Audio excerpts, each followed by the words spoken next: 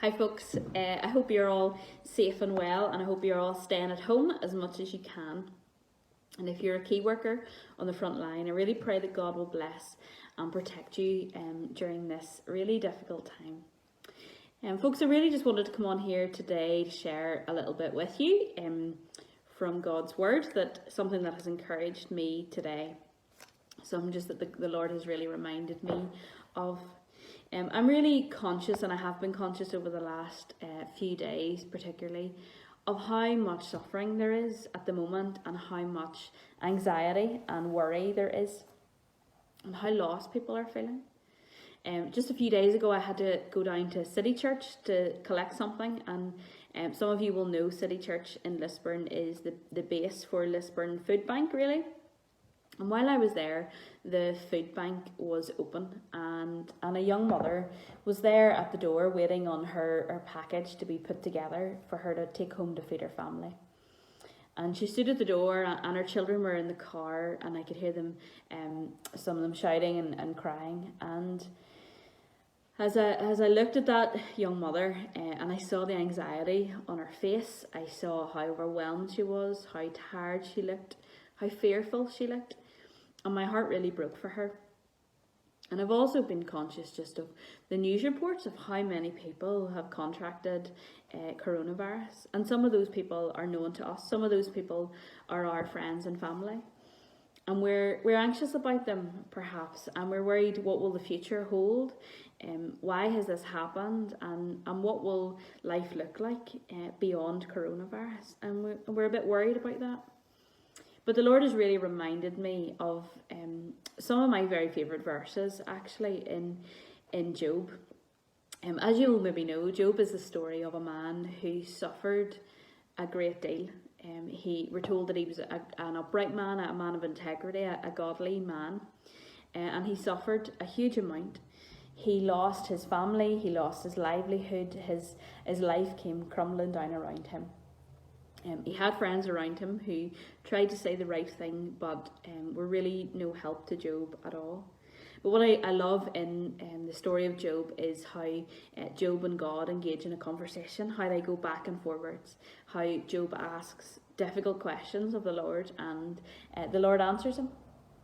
But what really encouraged me today was in chapter 23, as Job really responds to his friend about how he's feeling, and he's very honest about it, about where he's at and how he feels about God. But what I love in this passage, in this chapter, is that Job makes a declaration of faith in the midst of his trouble, in the midst of his suffering. And so I want to read that for us today, just to share with you really, and to encourage you.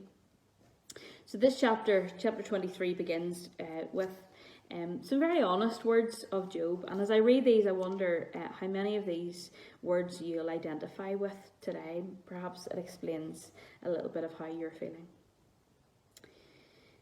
Then Job spoke again.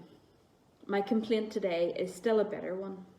I try hard not to groan aloud. If only I knew where to find God, I would go to his court.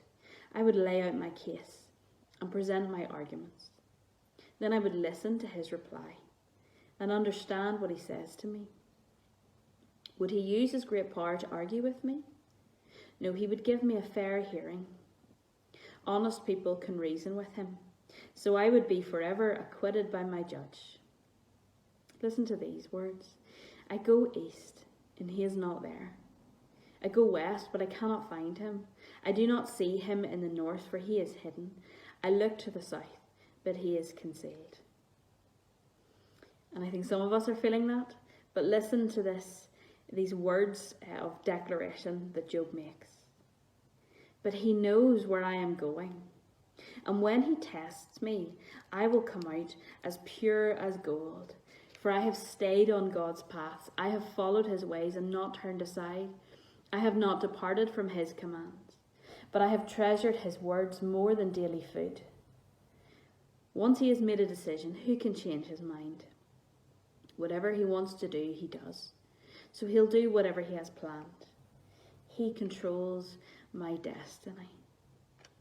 I love that in the midst of Job's suffering, that even though he can't see God, even though he can't necessarily feel the presence of God with him, even though he would love to hear God's audible voice, and he feels anxious about that, he makes a statement of faith. He says, even if I'm not sure where God is, God knows where I am. He knows where I am going. And I think some of us need to hear that today, that even if you're not sure what today holds, what tomorrow holds, God knows. We have a God who is sovereign, who reigns over all. This whole thing has not been a surprise to the Lord. And so he knows, he has it all in control. And so we need to know that. We need to be Christians who lean on that truth, that God knows where we are going. He knows what is held in every day for us. And I love what Job says here. When he tests me, I will come out as pure as gold. We have a God who wastes nothing, not even our suffering. God uses our suffering in order to build our faith. And so I pray that today you would know his sovereign power in your life, that even if you're struggling to see his face, to hear his voice, that you would know his sovereignty in your life. We sing a song in church called Waymaker, and the words of that really struck me this morning. Even when I can't see it, you're working. And that is the truth that we need to hold on to. Even though we can't see every move God makes, we know that he's working, and we know that he's working for our good, for the good of those who love him. And so I pray that you will be encouraged by this today, that even in the honesty of how you're feeling right now, even if that's anxiety or fearfulness, that you would know the Lord is sovereign, that he knows where you are going, he knows what you need, and he has it all in hand. I pray that God will bless you today.